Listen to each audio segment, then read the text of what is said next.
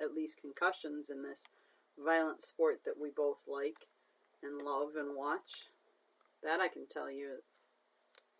Yeah, it is, and and we'll continue to address that throughout the show as well. But yeah, there's no question that they did spike by about 10 for sure. So, again, I've seen past Super Bowls where an injury early in the game certainly affected what would later go on anyhow. So, geez, what can I say about the injury part? Well,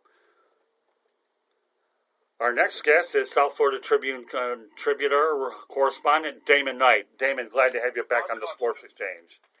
How are you? Super appreciate it. I'm doing really well. How about you guys? Well, we're doing great. Thank you very much. So, you went ahead and wrote a story for the South Florida Tribune about a very unique development here. So I'd like you to elaborate about what you wrote about.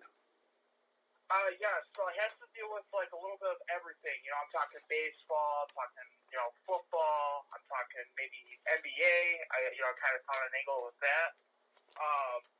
So 49ers are playing the Chiefs in the Super Bowl this year, and, I was thinking about it like, I love both these teams, but who am I rooting for and why?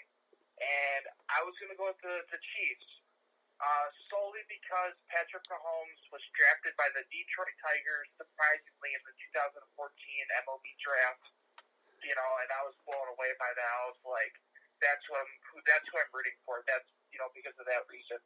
And so, before he went to the Tigers, he decided to declare to Texas Tech and play football.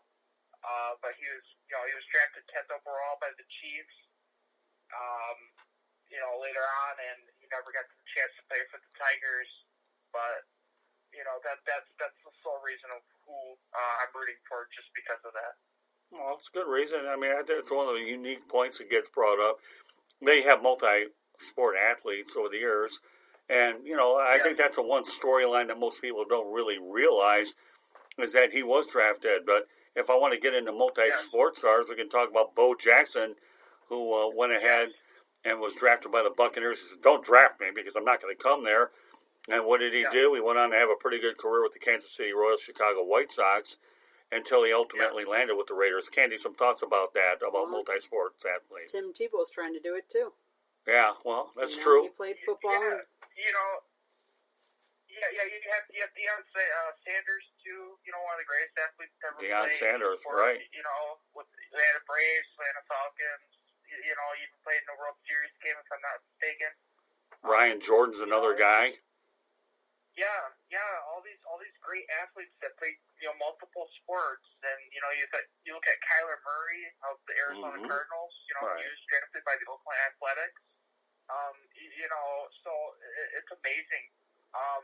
Even Mahomes' dad played baseball. Like, he played for the Twins, the Red Sox, Mets, Rangers, Cubs, and Pirates. 1992 to 2003. So he knows what it takes to be an athlete, and so he's just an amazing talent. Well, for some crazy reason, and I don't know why, it's just a crazy reason, I wouldn't be surprised to see Kyler Murray eventually play baseball. Because when you think, if he stays in shape like he is, and you don't know how things are going to play out, with him with the Cardinals, I don't think that chapter is completely written yet. Yeah, exactly. If he turns out to be a bust, he can always fall back on, baseball. It's always good to have a backup plan, and I'm sure one of the two is going to work out for him. So I don't see bust material written all over Kyler Murray. I think he's off to a solid start. He just needs a better supporting cast around him, a more efficient running game. Some Larry Fitzgerald's already agreed to come back and play another year. So I like Kyler Murray. I think he's an energizer bunny in his own sense. So I like the future. Go ahead, Candy. Well, going back to the dual threat teams or dual athletes, what about, you can't forget Michael Jordan. Yeah. Yeah, baseball. He tried the baseball career out. Yeah, I remember that. He got burned out of basketball in 1996, I believe. And he won the championship, and he decided to play baseball to follow his actual dream. He did it, and you know what? It didn't work out for him. It's a lot like Tim Tebow, where he played in the NFL, and then he's like, I want to try baseball. Baseball's my original dream. And he went, and he's with the Mets minor league system, and he's still in there, still cracking at it. And you know what? I hope he gets through. I hope he actually makes it to the major leagues. I think that'd be a sight to see going forward. Let's talk about Michael Jordan, Candy. Thank you very much for bringing it up. Michael Jordan actually played in the Chicago White Sox farm system, but don't forget Jerry Reinsdorf's the owner of the Bulls. So, you know, when you've got Jerry Reinsdorf and Michael Jordan having the connection, why not? I mean, he's willing to play for the White Sox. I believe Birmingham Barons was the team that he played on, and Terry Francona was the manager of that team. So when you think about it, you know, he took a couple of years off of basketball. I often wonder, though, if Michael Jordan had stayed, the Bulls could have won 8 in a row. That's what opened the door for the other teams to get to grab an NBA title. But Michael Jordan proved that even though you're a great athlete in basketball, that baseball is like the sweet science where, you know, excuse me, you know, hitting a baseball is far different than dunking a basketball. That little round object comes at you 90 to 100 miles an hour, and you have to have a much quicker reaction. Now, don't get me wrong, Jordan was pretty decent, but obviously he knew where his strength was playing basketball when he had a little hiatus, and I think he appreciated the game even more so when he returned. But that's a good example, Candy, bringing in Michael Jordan. Tim Tebow, on the other hand, you know, was drafted by Josh McDaniels with the Denver Broncos, and if it weren't for the Peyton Manning, I think he would have played with Denver a little bit longer. But Tim Tebow was not even able to make it with the Patriots with Josh McDaniels as his offensive coordinator. Now, whether they wanted to carry 2 or 3 signal callers was another story. So what did Tebow have to lose by going playing minor league ball, knowing that he had a side gig with ESPN, so that those little bus rides that he talks about are all well and good. But, you know, Tim Tebow was a stretch.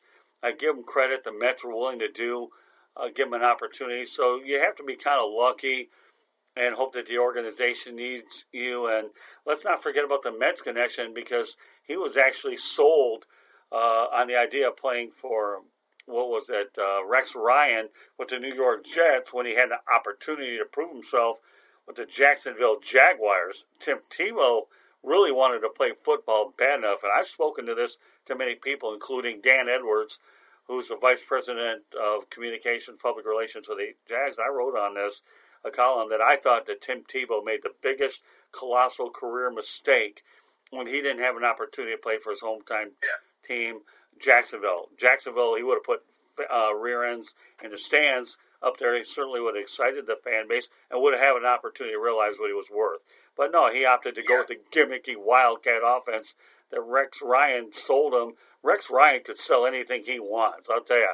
You want to make a car salesman out of Rex Ryan? Do it. You want to make a window salesman out of him? You want to sell hurricane shutters? I want Rex Ryan. You know. Yeah, he can probably sell plastic. Yeah, he can do that too. So Rex Ryan's probably where he belongs, commentating. But when we talk about multiple sport athletes, Bo Jackson, I'll tell you what, did quite well with the Raiders until a hip injury did him, man. And yet he ended up playing with the White Sox and the Royals. And Bo Jackson's defining moment will always be when he climbed the wall in an All-Star game and made that circus catch. Yeah. Yeah, I remember that. I've seen highlights. I've seen the play where he injured his hip, and it's unfortunate. You know, he was a great athlete, you know, so, but time catches up with you, and so it's bound to happen. But, you know, it's exciting to see multiple sport athletes like Michael Jordan, Tim Tebow, Bo Jackson, you know, Kyler Murray, and Patrick Mahomes. You know, it certainly shows in their athleticism. Like, I like the way that, you know, Mahomes breaks outside the pocket, throws on the run, or, you know, throws left-handed to complete the pass, you know, no-look passes and stuff like that. A lot like basketball, like how I was saying earlier about how I was going to mention that, where he revolutionized the game like Steph Curry did with the three-pointer. That's who he reminds me of the most. And so, you know, it's amazing. You know, you see Lamar Jackson, too, so, you know, these dual threat quarterbacks are something to be watching over the draft and over the next couple of years. Well, of all these multiple sports stars, I will tell you right now that Bo Jackson will always be one of my favorite athletes in my entire lifetime watching. You know, I have other one. I don't know if he'd make my top 5, but easily my top 10 because of the dynamic skills. You being from the metropolitan Detroit area, okay, Rick Leach of Michigan once attempted to do it, didn't quite work out. But Kirk Gibson didn't do so badly either. With Michigan State, he was drafted by I believe, St. Louis Cardinals, and then he also obviously went on to play baseball for the Detroit Tigers. So, back in our neck of the woods, you've got guys that have certainly considered it, and who knows what could have been. And I think some of the guys that chose not to play football knew that baseball had a much larger career time frame than football did, and they opted to go that route. So, interesting points, for sure. So, when we talk about Patrick Mahomes, what do you expect out of him next weekend? Do you think he's going to be able to pull this one out with the Chiefs, who I know a lot of people are forecasting the 49ers will win? I think he's just going to let it loose. I think he's just going to, he's just going to be himself. Being himself is what got him there. And so he's not alone. He's got Travis Kelce and Tyreek Hill, who I think are very explosive, especially in space. And they're dual, they're threats downfield and man-to-man coverage. And, like I said, he's got that speed, too. They're going to have a hard time containing him in the pocket because he's going to break. If that middle's open, he's gunning it. I was at the Lions game when they played him, and, we were containing him, but we couldn't cover the middle. So they got to keep the middle plugged, unless he's just going to break it outside and kick it to Kelce or throw it downfield to Tyreek Hill. So he's dangerous. I just think he's just going to be himself, and it's going to be a very close game. I think it's going to be a shootout, but ultimately, I think the Chiefs are going to win this game. Give me a score now that you went that far. High scoring. I'm going to go 45-38. Wow, that's high. Just so you know, Candy and I saw Mahomes play the Jacksonville Jaguars, and he had a pretty good game. And at that time, I think Tyreek Hill got hurt, but Sammy Watkins had a heck of a day. I think he's the one guy that I do believe, in my mind, is going to have to be a key contributor. Rudy Reyes and I talked a little bit earlier on the one of my other co-hosts on one of the other programs, and I think that Emmanuel Sanders will be the hidden gem who will be the guy that the 49ers are going to have to count on more so with that run-controlled offense, and that Jimmy Garoppolo becomes a game manager.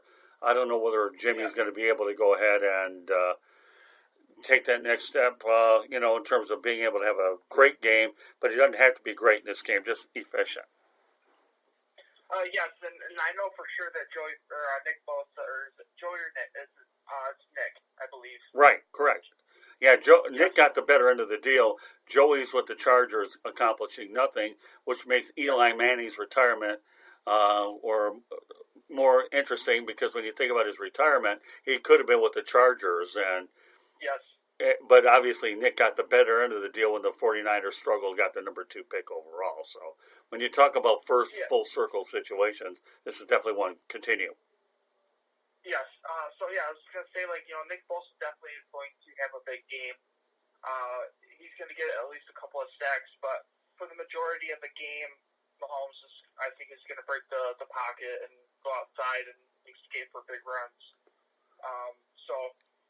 You got Solomon Thomas too, who I like a lot. I like a lot of the players, and that's what it's so hard to pick. Who I want. But like I said, with Mahomes and his Detroit connection, that's the majority of who I'm leaning towards. It's just that these teams are too likable. Well, I mean, those are good comparisons. You feel that the Kansas City Chiefs are going to win a high-scoring game. That's pretty good. Now, I want to talk about a story that now that we've talked about Eli Manning, I had an opportunity to see John Elway's last game here in Miami, and it was unbelievable. Here's John Elway was initially drafted by the Baltimore Colts, and Robert Irsay was the owner. And Elway said, "I am not going to go ahead and play for you in any way, shape, or form." And Elway had the New York Yankees. He was going to play ball for the New York Yankees until he forced Irsay's hand, and as a result, he did work his way out of Baltimore and landed with Denver. And Mark Herman was the quarterback at that time that was traded in that deal. And, so when you talk about a player that has leverage like he does, Eli Manning had the same leverage saying, I'm not playing for the Chargers. Get me out of here.